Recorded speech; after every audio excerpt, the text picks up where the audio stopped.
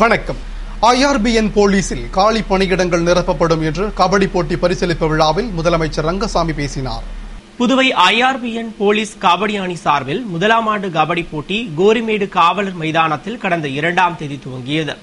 50 அணிகள் பங்கேற்ற போட்டியில் நாக் அவுட் முறையில் போட்டிகள் நடத்தப்பட்டு அதற்கான பரிசளிப்பு விழா IG ரன்வீர் சிங் கிருஷ்ணயா தலைமையில் நடைபெற்றது.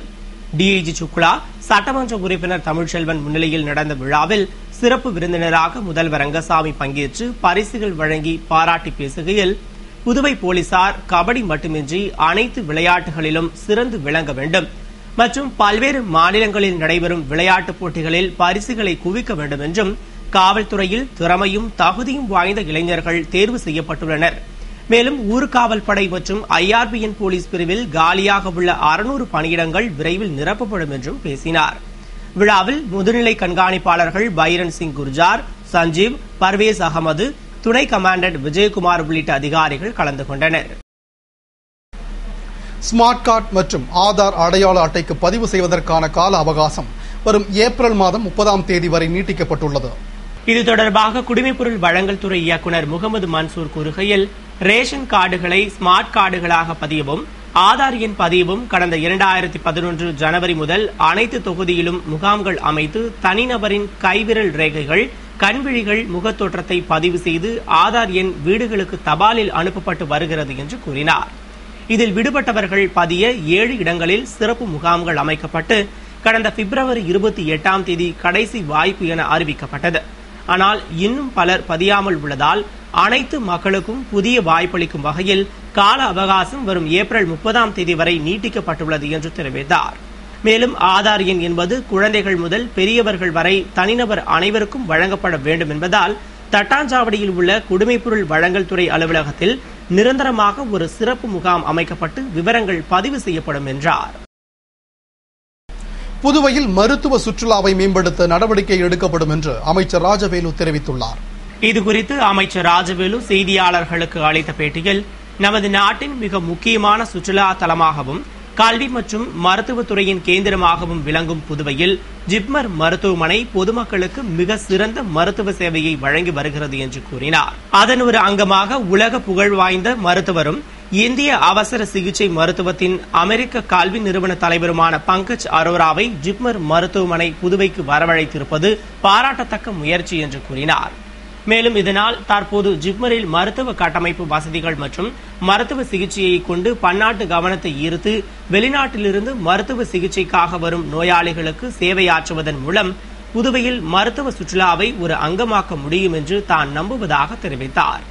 இதனால் உலகின் பல பகுதிகளில் உள்ள நோயாளிகளுக்கு குறைந்த செலவில் மருத்துவ சிகிச்சை பெற மருத்துவ சுற்றுலா வழிவகை செய்யும் என்றும், மேலும் புதுவை மருத்துவ கேந்திரமாக உள்ளதாலும் தங்குவதற்கு அமைதியான சூழ்நிலையில் குறைந்த கட்டணத்தில் அனைத்து வசதிகளையும் கொண்ட ஹோட்டல்கள் அதிக அளவில் உள்ளதாலும் மருத்துவ சுற்றுலாவை மேம்படுத்த முடியும் என்பதில் ஐயமில்லை என்று தெரிவித்த அவர், ஜிப்மர், இந்திரா காந்தி அரசு பொது மருத்துவமனை, ராஜீவ்காந்தி மகளிர் மற்றும் குழந்தைகள் மருத்துவமனை, அரவிந்தர் கண் மருத்துவமனை உள்ளிட்ட மருத்துவமனைகளில் சிறந்த மருத்துவ சேவைகள் வழங்கப்படுதல், புதுவையின் ஆன்மீக ஆற்றல் மற்றும் அமைதியான சூழ்நிலையில் மருத்துவ சிகிச்சை பெறுவது நோயாளிகளுக்கு வரப்பிரசாதமாக அமையும். எனவே இந்த வாய்ப்பை பயன்படுத்தி சர்வதேச தரத்தில் மருத்துவ சுற்றுலாவிற்கென்று சிறப்பு மருத்துவர்களை கொண்ட ஒரு பிரிவு உருவாக்க முடியும் என்றும் கூறினார். முழுவதும் பெண்களால் இயக்கப்படும் பெண்கள் வங்கி இந்த ஆண்டு நவம்பர் மாதம் முதல் செயல்படும் என மத்திய நிதி அமைச்சர் திரு ப சிதம்பரம் தெரிவித்துள்ளார். இதுகுறித்து அவர் கூறுகையில், முழுவதும் பெண்களால் மட்டுமே இயக்கப்படும், பெண்களுக்கு மட்டுமே கடனுதவி வழங்கும் பெண்கள் வங்கி துவக்கப்பட வேண்டும் என்பது தனது நீண்ட கால எண்ணம் என்று கூறினார். வங்கியின் அமைப்பு, செயல்முறைகள் போன்ற ப்ளூ பிரிண்ட் தயாரிப்பு பணிகள் நடைபெற்று வருவதாகவும், அனைத்து பணிகளும் முடிந்து இந்த ஆண்டு நவம்பர் மாதம் முதல் பெண்கள் வங்கி செயல்படும் என்று தெரிவித்த அவர், நாட்டின் 6 முக்கிய இடங்களில் முதற்கட்டமாக துவக்கப்படும் இந்த வங்கிகளில் பெண்களுக்கே முக்கியத்துவம் அளிக்கப்படும் என்றும், இருப்பினும் ஆண் பெண் இருபாலரும் வங்கி கணக்கு துவக்கிக் கொள்ளலாம் என தெரிவித்துள்ளார். முதற்கட்டமாக இந்த பெண்கள் வங்கிக்காக 1000 கோடி ரூபாய் ஒதுக்கப்பட்டுள்ளதாகவும், பட்ஜெட் தயாரிப்பின் போது தனது கைகள் கட்டப்படவில்லை என்றும், பொருளாதார சூழ்நிலைதான் கைகள் கட்டப்பட்டது போன்ற சூழ்நிலையை ஏற்படுத்தியுள்ளதாகவும், காப்பீடு மற்றும் ஓய்வூதியம் தொடர்பான மசோதாக்கள் நடப்பு பட்ஜெட் கூட்டத்தொடரில் நிறைவேற்றப்படும் என நம்புவதாகவும் மத்திய நிதி அமைச்சர் ப சிதம்பரம் கூறினார். புதுவை அரசு மகளிர் மருத்துவமனையில் மருத்துவர்களின் அலட்சிய போக்கினால் பிரசவகால உயிரிழப்பு என்பது தொடர்கதையாகி வருவதாக காங்கிரஸ் குற்றம் சாட்டியுள்ளது.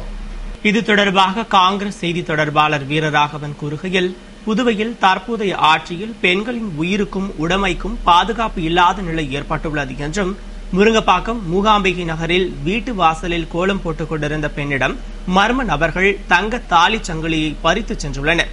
கடந்த 2 மாதங்களில் மட்டும் புதுவை மற்றும் அதன் சுற்று வட்டார பகுதிகளில் 18க்கும் மேற்பட்ட கொள்ளைகள், 10க்கும் மேற்பட்ட வழிப்பறிகள் நடந்துள்ளது என்றும், அது மட்டுமின்றி எல்லைப்பிள்ளை சாவடி அரசு மகளிர் மருத்துவமனைக்கு உடல்நிலை பாதிக்கப்பட்டு வந்த நெட்டப்பாக்கம் மொலப்பாக்கத்தைச் சேர்ந்த யமுனா என்ற பெண்மணியை பரிசோதித்த மருத்துவர்கள் மாத்திரைகளை வழங்கி 4 நாட்களுக்கு பிறகு வருமாறு கூறி திருப்பி அனுப்பியுள்ளனர். ஆனால் அவர் வீட்டுக்கு சென்றவுடன் அவரது உடல்நிலை மோசமாகி 108 ஆம்புலன்ஸில் மருத்துவமனைக்கு வரும் வழியிலேயே உயிரிழந்தார். அவரது குழந்தையும் பலியாகியுள்ளது. அரசு மருத்துவமனையை நம்பி வரும் ஏழை எளிய மக்களின் பிரசவ கால உயிரிழப்பு என்பதும், உறவினர்கள் முற்றுகையிட்டு போராடுவதும் இங்கு தொடர்கதையாகி வருகிறது என்றும், எனவே பெண்களின் உடைமைக்கும் உயிருக்கும் பாதுகாப்பு அளிக்க வேண்டிய சுகாதாரத்துறை, காவல்துறையை தன் வசம் வைத்திருக்கும் முதல்வர் ரங்கசாமி இப்பிரச்சனையில் தலையிட்டு உரிய நடவடிக்கை எடுக்க வேண்டும் என்றும் காங்கிரஸ் செய்தி தொடர்பாளர் ஏவி வீரராகவன் வலியுறுத்தியுள்ளார். திராவிட முன்னேற்றக் கழக பொருளாளர் திரு மு.க. ஸ்டாலின் பிறந்த நாளை முன்னிட்டு நடத்தப்பட்ட கபடி போட்டியில் வெற்றி பெற்றவர்களுக்கு மாநில அமைப்பாளர் திரு எம்.ஏ.எஸ். சுப்பிரமணியன் பரிசுகளை வழங்கினார்.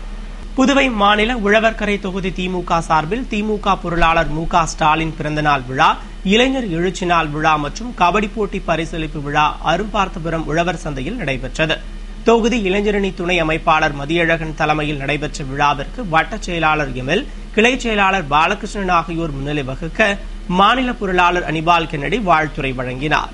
மாநில அமைப்பாளர் எம்.ஏ. சுப்பிரமணியன், சட்டமன்ற உறுப்பினர் நந்தா சரவணன் ஆகியோர் சிறப்பு விருந்தினர்களாக கலந்து கொண்டு கபடி போட்டியில் வெற்றி பெற்றவர்களுக்கு பரிசுகளை வழங்கினர். தொகுதி அவைத் தலைவர் குரல், தலைமை செயற்குழு உறுப்பினர் சோமசுந்தரம் உள்ளிட்ட திராவிட முன்னேற்றக் கழக நிர்வாகிகள் ஏராளமானோர் விழாவில் கலந்து கொண்டனர். புதுவையில் சுய உதவிக் குழுக்கள், கைவினை கலைஞர்கள் மற்றும் தொண்டு நிறுவனங்களுக்கான பயிற்சி முகாம் துவக்க விழாவில் கலெக்டர் தீபக்குமார் பங்கேற்று பயிற்சியை துவக்கி வைத்தார்.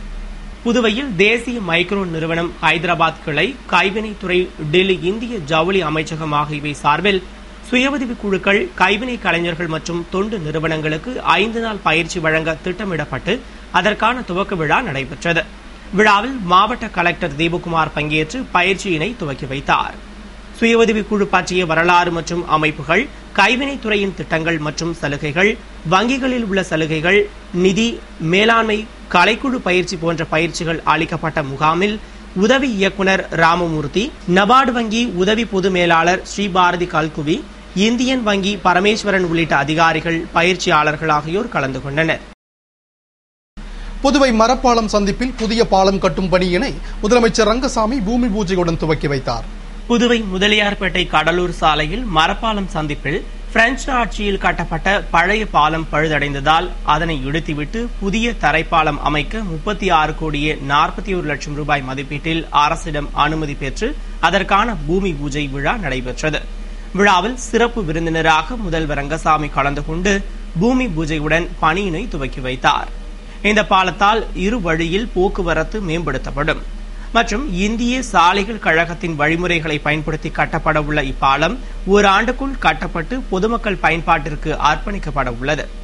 விழாவில் தொகுதியின் சட்டமன்ற உறுப்பினர் பாஸ்கர், சுதேசி பாரதி பஞ்சாலை தலைவர் பாஸ்கர், பொதுப்பணித்துறை தலைமை பொறியாளர் மனோகரன் மற்றும் பொறியாளர்கள், அதிகாரிகள், ஊர் முக்கிய பிரமுகர்கள் ஆகியோர் கலந்து கொண்டனர். மரப்பாலமானது பழமையான ஒரு பாலம். பிரெஞ்சு அரசால் அப்பொழுது கட்டப்பட்ட ஒரு ஆட்சியில் கட்டப்பட்ட ஒரு பாலம்.